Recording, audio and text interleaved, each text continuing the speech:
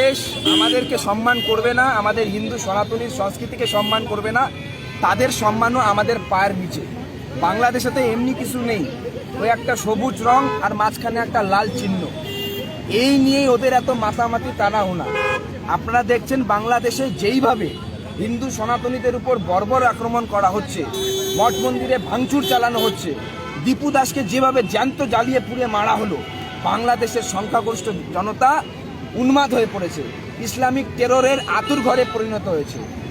বাংলাদেশের যারা ছাত্র নেতা, তারা একটাও ছাত্র নয়, সব জামাতের আতঙ্কবাদী। এদেরকে আমরা হুঁশিয়ারি দিতে চাই। ওখানে দাঁড়িয়ে থেকে খুব তো সেভেন সিস্টারের কথা বলেন, খুব আপনাদের বড় বড় ডায়লগবাজি দেখা যায়। এবার কিন্তু বাংলাদেশ থেকে যখন এখানে আপনারা চিকিৎসা নিতে আসবেন, আমরা টার্গেট করে রেখেছি, বাংলাদেশি দেখলেই কেলানো শুরু করব আমরা। বাংলাদেশি দেখলেই কিন্তু এইবার চিকিৎসা নিতে আসুন বা শিক্ষা, যেখানে দেখবো বাংলাদেশি এন্ট্রি হচ্ছে, আমরা কিন্তু পেটানো শুরু করব। আমাদের এটা স্পষ্ট বার্তা। মেয়েদের একটু লজ্জা থাকা উচিত। ঘরে নাই নুন বেটা মিঠুন, বাংলাদেশের হলো এই অবস্থা। নিজের বাড়ির লোককে খাওয়া দিতে পারছে না, খাদ্য যোগান করতে পারছে না, ওরা উল্টো আবার ভারতকে চোখ রাঙানি দেখাচ্ছে। এই চোখ কিন্তু আমরা উখড়ে ফেলে দেব। বাংলাদেশের উন্মাদ পাগল জনতা যারা সংখ্যাগরিষ্ঠ, তারা সাবধান হয়ে যাক, কেননা এরপর কিন্তু হিন্দুরা যদি জেগে ওঠে তাহলে কিন্তু বাংলাদেশ জ্বলবে।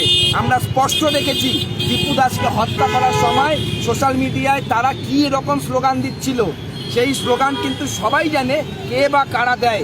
সেই শান্তির বাহিনীদের কিন্তু আমরা দেখিনি যে তারা দীপু দাসের এই শোকের বিরুদ্ধে একবারও শোকের নিয়ে দীপু দাসের জন্য একবারও আমাদের রাস্তায় নেমেছে, কিন্তু বড় বড় কথা তারা বলতে আসে। ঠিক এই পশ্চিমবাংলাও কিন্তু আমরা মালদা মুর্শিদাবাদ দেখি। তাই পশ্চিমবাংলার হিন্দুদের জাগানোর জন্য যে ভাই হিন্দুরা যারাই আছো, বিভেদ ভুলে এক হও, নয়তো আগামী দিন যাহাই গতদিনে যাহাই বাংলাদেশ, আগামী দিনে তাই পশ্চিমবঙ্গ হতে পারে। তাই সাবধান হওয়ার প্রয়োজন এসছে এবং বাংলাদেশের বিরুদ্ধে রুখে দাঁড়ানোর প্রয়োজন এসছে। গতদিনও আমরা আহ্বান জানিয়েছিলাম যে এইখানে বাংলাদেশি পণ্য বয়কট করা হোক, বাংলাদেশিদের সম্পূর্ণ বয়কট করা হোক। এই দাবি নিয়ে আজকে আমাদের প্রতীকীভাবে এই বিক্ষোভ কর্মসূচি আমরা করছি। শুনুন, আমি আগেই বললাম, ঘরে নাই নুন বেটা মিঠুন, নিজেদের বাড়িতে খাওয়ার লোক নাই, খাওয়ার জিনিস নাই। ওনারা, আমি একটা সোশ্যাল মিডিয়ায় এটাও দেখছি, ওখানে যখন ছাত্র নেতারা আন্দোলন করছে, বাংলাদেশে নিজেদের জনতা বলছেন যে বারবার আন্দোলন, বাংলাদেশটা শেষ হয়ে গেল।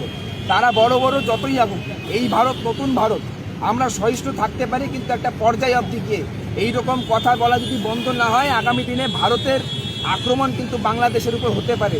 চট্টগ্রামও বাংলাদেশের কাছে থাকবে না যদি ভারত একবার নিশ্চিত হয়ে যায়, এবং বাংলাদেশকে নিয়েই কিন্তু আমরা অখণ্ড ভারত গঠন করব, এটা বাংলাদেশের কাছে স্পষ্ট থাকা উচিত।